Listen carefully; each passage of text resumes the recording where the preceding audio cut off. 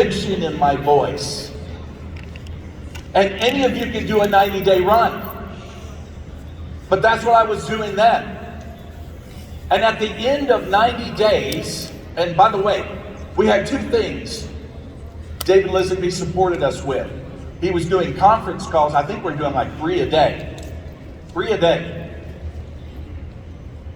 And there was an 800 hotline called the Transfer Factor Hotline. And I remember when I first heard about it, I talked to this hippie kid, Mark McCarty, and I called him, I said, are you going to do 4-Life? He said, yeah. I said, what is it? I mean, the name of your product is weird, man. It's called Transfer Factor. He said, I don't know, I just signed up yesterday. Yeah, he's going to give me hope, right? And so, and so he said, call this 800 number and listen to this Dr. Rob Robertson. I called that number, I listened to it, I called him back, I said, this is exactly what I'm looking for. Rob Robertson, wherever you are, I thank the Lord I met you.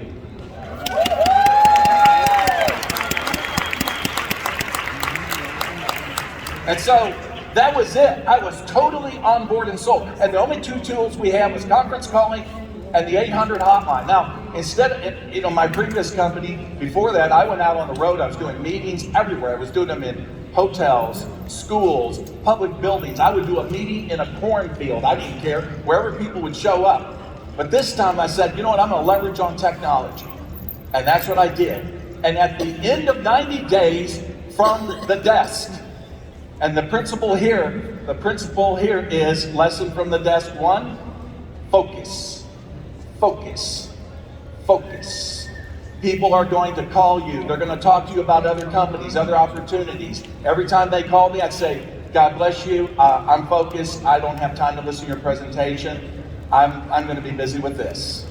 So be focused. Don't look at other companies. I mean, how could you be better than this? So focus is important. And what happened at the end of 90 days? Here's what happened. I sponsored 27 people, and I had a team of 800 in my downline. 800. From the desk. A dirty old desk. And if someone said, well, yeah, but can you do that today? Well, I did it last summer. Yeah, that's right. When they announced the new rank positions and they came out with Platinum Elite, I said, what? A Platinum's hard enough. Platinum Elite? Are you out of your mind? And I remember having this conversation with myself. Jeff, what do you tell your leaders? If you're not at a rank that you want to be, it's only because you haven't made your mind up yet. It's time to make up your mind. They put you in a corner, you're going to have to come out fighting. You got no choice. And here's the thing, I am not Superman. Let me tell you something. You know how you get to a new rank? You get it by permission. You get it by permission of other leaders in your team. And it can't be about you. It can't be about me.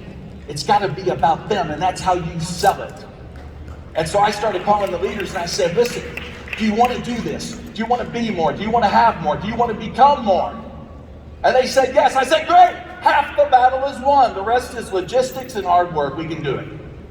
And from morning till wee hours of the night, that's what we did. And in the month of June, from a different desk, or table, I should say, from a different table, was actually my breakfast table, where I just propped up my iPad, and that's all we did. And it was exciting because when I called some of the leaders, I called Sherry Dan, I called Alinea Sullivan, different goals, and then we started working down the ranks and getting other people, bronze, presidentials, diamonds, and I kept saying the same thing. Do you want to do this? You want to be more, have more, become more? Do you want to break rank? They said, yes. I said, great, half the battle is won. The rest is logistics and hard work. Let's do it. And I said, but here's what I don't want to hear out of your mouth. I hope, I wish, I don't want to hear those words. Maybe, oh, I hate maybe. I don't like that. I said, I want to hear, we will. We can do it. That's what I want to hear out of your mouth. And the last day of June, I got a nice phone call from Danny Lee. He was encouraging me. He said, I hear you're going to go for it. And I said, yeah, I'm going to go for it. Danny remembers this conversation very well. I said, but I have two fears. He said, okay, what is the fear? One is I'll fail. He said, what's the second fear? I said, that I'll succeed. Now you want him to say, okay, I think the Latino elite has lost his mind, right? Okay, right. I said, you see, Danny, I don't want to go alone. I don't want to go alone. I don't want to be the only platinum elite. That would bother me. He said, just do it. And let's see what the others do. Herminio Nevadas did it.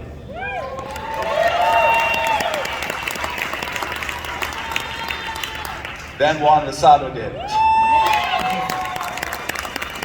So proud of them. But that was it. So from a different table, yes, I didn't do a 90-day run. I did like a 60-day run. And that's the thing I want to teach you leaders is when you talk about focus, is that you can do a 30-day, a 60-day, a 90-day, whatever your circumstances. And if you have a spouse, a family, then talk to them about supporting you. Someone else can cut the grass. Someone else can wash the dishes. Someone else can cook. Yeah, these are women roles, right? But so many of our leaders are women. Actually, they're better at this than we men are. It's really true. Give our women a hand. So you can do it. Set that goal. Aim the faith. 30-day, 60-day, 90-day, whatever you can do, just do it. And that's what I did. But I'll tell you, from that desk in that picture, that forever changed my life. The ripple effects of that 90 days forever changed my life. That propelled all the leadership coming in the company, volume, everything. And you know what? I never quit because I don't know how to quit. Unless David Ballmer is going to come out with a new product called Quit. Do you think he would do that? No, we don't want that product. But I don't know how to quit, and you don't know how to quit, right? Right. Now here's the second lesson I want to give you from the desk.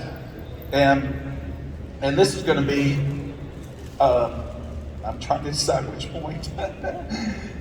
Be social. Be social now that you come out of the pandemic, I want you to get good at being social. If you're at a Starbucks line, grocery line, wherever you are, you're standing next to somebody, don't look at your phone. Look at the person next to you and have a conversation. Yeah, you women are good at this because you can look at a woman's shoes and say, well, hey, I love your shoes. You know, if I did that with a guy, he's going to be like,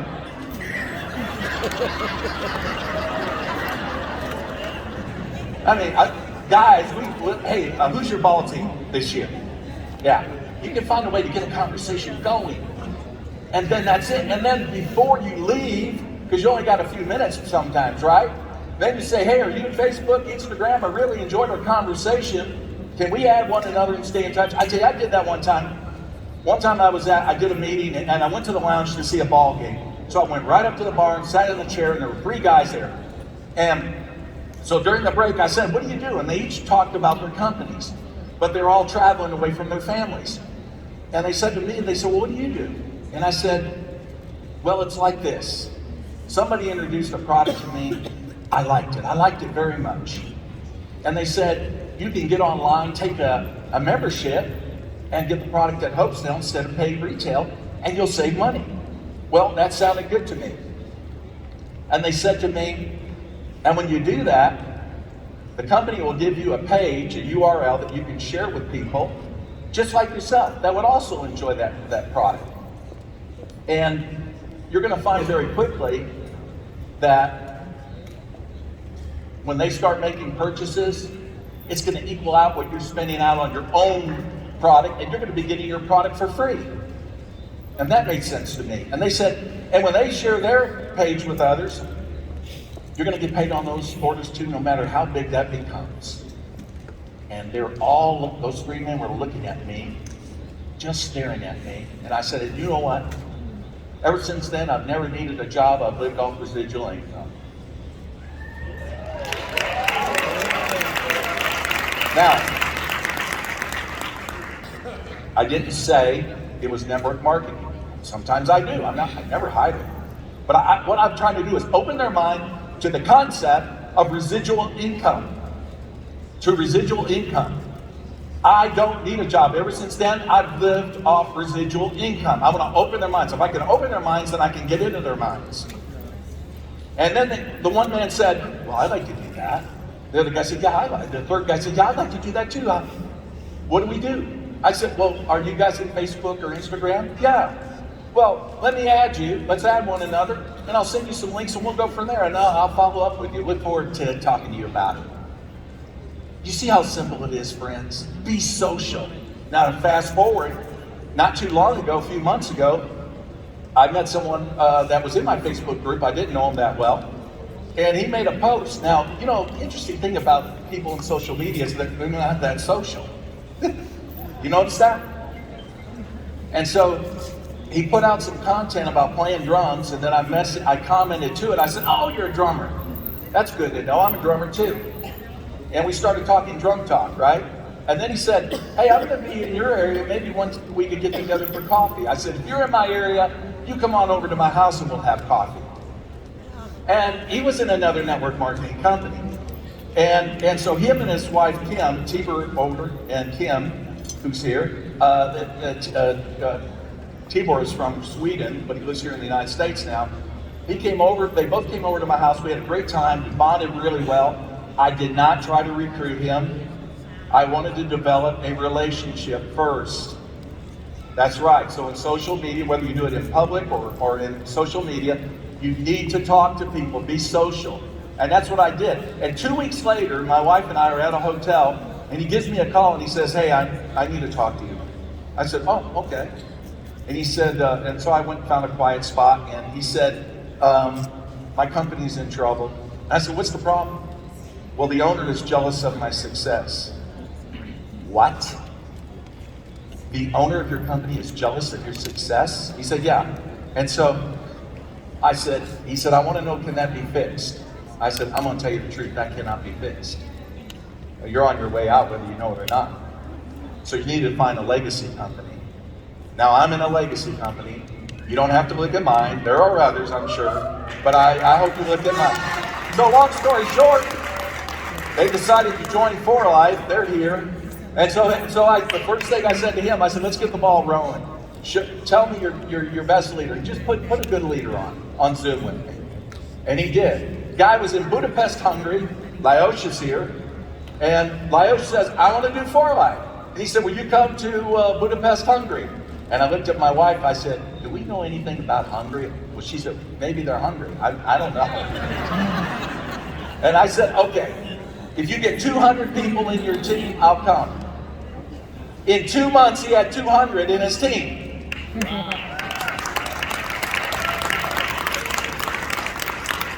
So, we went over there at our first kickoff meeting. We had 126 people in the room. And now it's going to go from there. And so what's the lesson from the table? The lesson from the table is be social. Be social. Now here's the other lesson from the table, and that is be honest. This is a big one with me, okay? It's a big one with me. Be honest simply means that we're going to tell the truth about what we do, okay? And I see this all the time, other leaders in other network marketing companies, and they have these expressions, these cliches. It's so easy. You're going to get rich. The product sells itself. Now, nobody in this room is going to do that, right? Right? Right. Okay. That's right. Let me tell you something. Here's what I want to tell you. Talk about when you prospect people and ask them, what do you want to do with this? Are you just wanting to make a little money, or how far do you want to go? No, I want to make some serious money. I really want to do this. Okay. How was your life before you saw our company? What was that like? Well, that was hard. I struggled. We're dropping the kids off daycare, having to drive to work, fight rush hour traffic. My wife's working. She comes home. She's stressed, and then she begins her second job, cleaning clothes, taking care of the kids. I said, that's hard, isn't it? They, yeah, it's hard. I said, well, I want you to understand this. Don't expect this to be easy.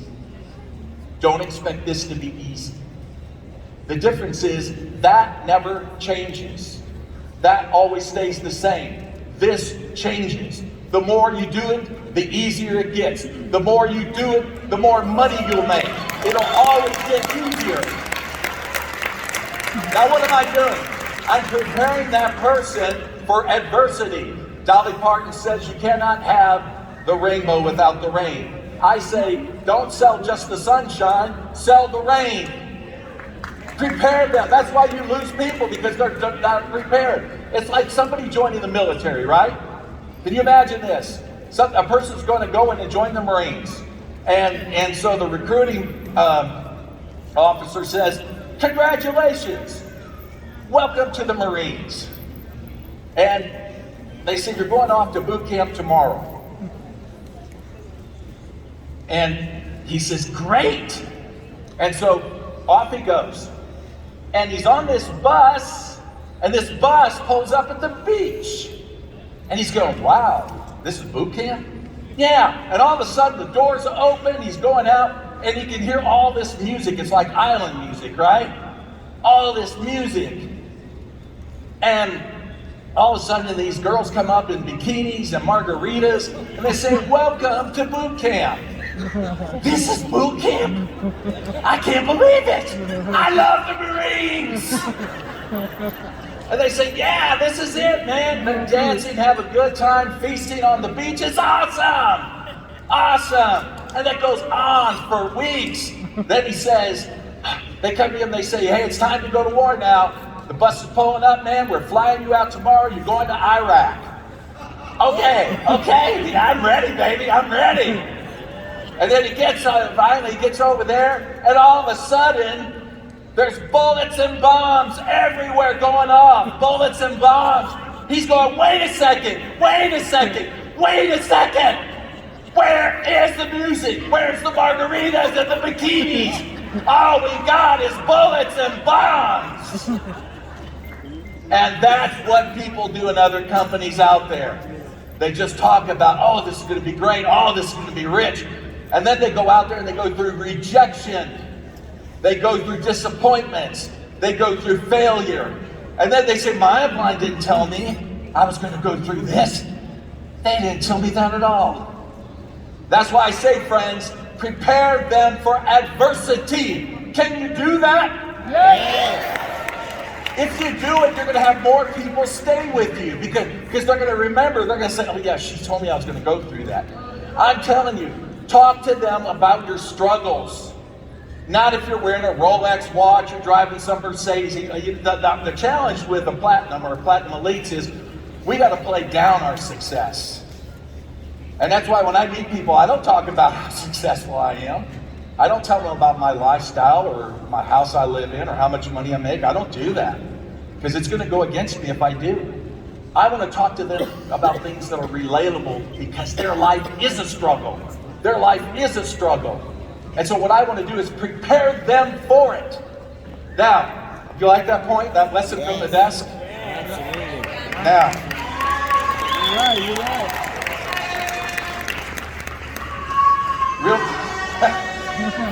Leslie, she said I could have a few more minutes on stage. She's being sweet to me. She's so nice. Here's another, if you want to know the secret to my sauce, I'm going to tell it. You want to hear it? It's a lesson from the desk. And the lesson from the desk is that I taprooted a lot when I was building my team. Now, taprooting simply means, taproot of a tree is the deepest root that keeps the tree in place when the storms come. And so what I would do is I would taproot down into my lines. I would go to maybe 10 levels down deep, and then I would find somebody with some potential. And then I would say to that person, hey, let me work with you. I can see potential in you. Let's talk about your list, your contact list. How's that going? Now, let me give you an example. I can remember when I talked to Linda Emerson in Canada. Linda, if you're on, love you. Linda wasn't moving when I signed her up. And she was in a previous network marketing company. So I called Linda and I said, Linda, I said, you're not moving. I said, listen, give me one name of one leader, somebody you respect. Just tell me who she is. She said, well, I already talked to her. She's not interested. Uh-huh. Who is she? Sherry Dinn.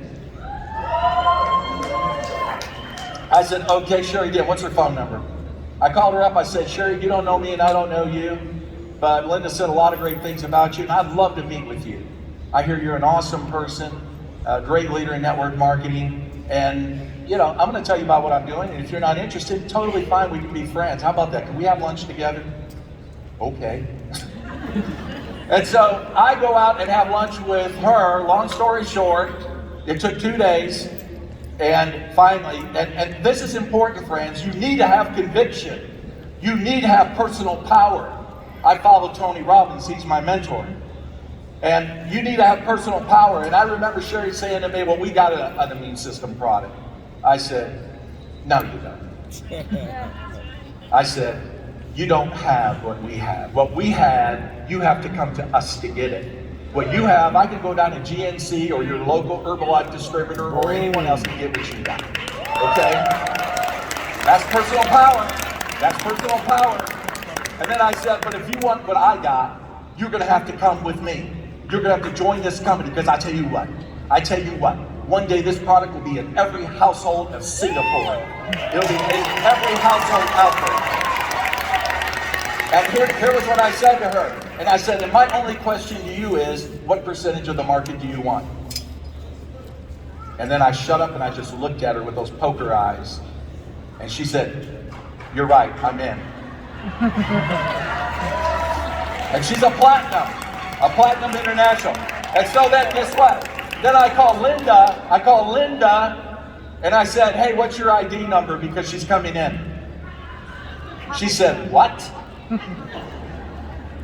I said, yeah, she's not interested. She's coming in. Yeah. I couldn't tell you how many times I've done that with leaders. I'm telling you what, you got gold in your downline, gold!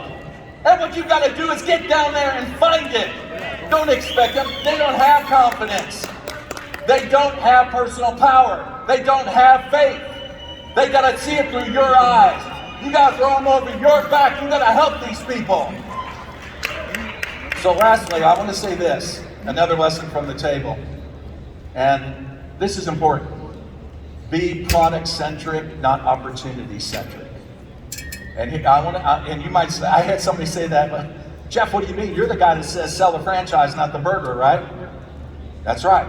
I believe in the model. I believe we can move a whole lot more products if we build the model, if we build teams. I do believe in that. However, if our opportunity is not based on our product, that's a problem. We're going to lose a lot of people. Because when we started 25 years ago, there wasn't that many network marketing companies out there. Today, there's thousands. And they're just like dangling a gold chain in front of your downline, trying to hypnotize them, saying, we got a better opportunity, right? If we're so opportunity, if that's our focus, is just talking about network marketing, talking about money, things like that, we're going to lose a lot of people. But however, if you can make sure, we did this in Budapest, Hungary. I would say the meeting we did there, we probably spent 70% of the time talking about the origins of transfer factor, how it happened, how we went from a blood source to a non-blood source, and why that was significant, and how those doctors that David Lisenby talked about in South Carolina were the first ones to create a patent, and David locked arms with them, and as a result, a company was created called For Life Research. We were the first ones to take transfer factor to the public.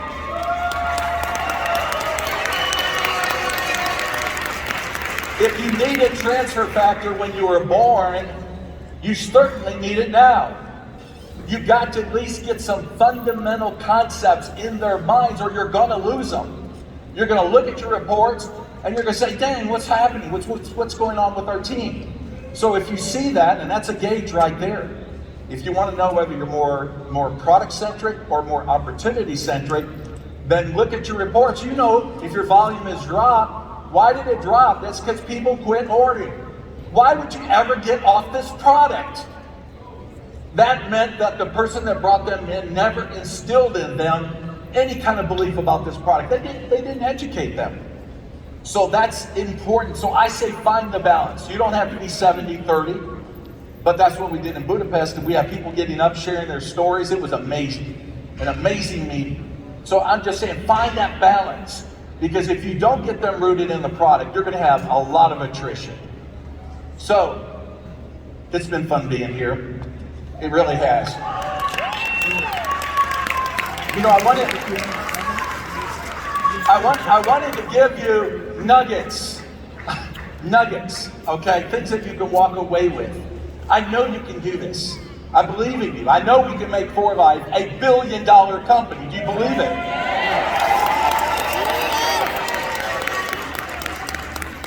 I know we can do it. I believe in this company. I mean, I'm amazed how much David Lisenby and Bianca Lisenby have put in this company, and Danny Lee, the kind of impact he's made, but also all the corporate leaders who've been out here. They're incredible. We couldn't do this. We couldn't do it without them. Why don't we give them a hand, all our corporate leaders?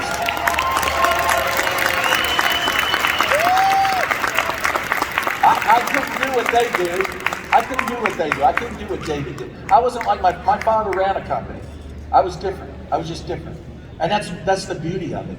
See, we're connected. We're connected. We're different, but we're connected. And so together, everybody is going to achieve more.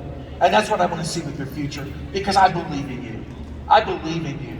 And I'm going to tell you something. I want you to say that to your downline. That's the most powerful words you can say to your downline is, I believe in you. It's so powerful. You know why? Because they don't believe in themselves.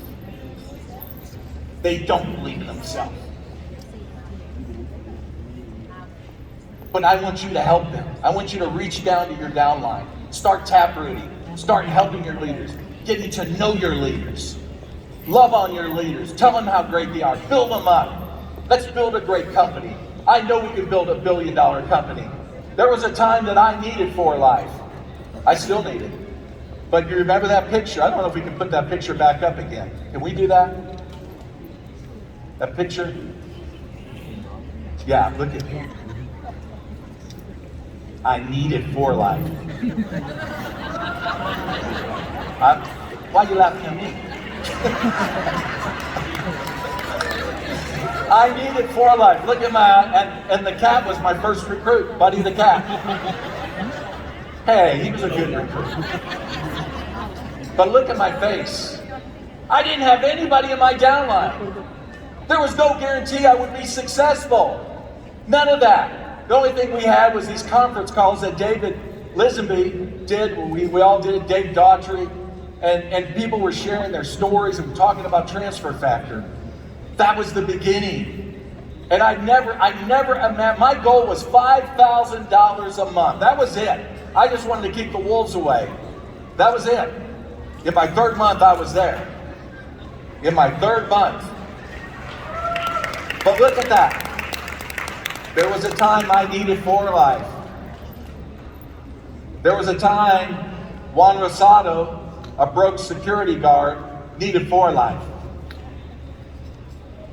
There was a time that Dave Daughtry and Bonnie Taylor, who were homeless before they joined, needed 4Life. Do you need 4Life? Yes! Well, listen to my words. 4Life needs you. 4Life needs you. They need you to take this to another level. It's time to quit playing small. Let's play big. I know you can do it. I know you can do it. We want this to become the most talked about company in the history of network marketing. Yeah. We need 4Life. 4Life needs us. So let's do it, guys. I can't wait to our next convention. Yeah. Let's bring it to another level. Let's keep supporting one another. I just love all of you leaders. You're incredible human beings. May God bless you, and may God bless 4Life. Let's go!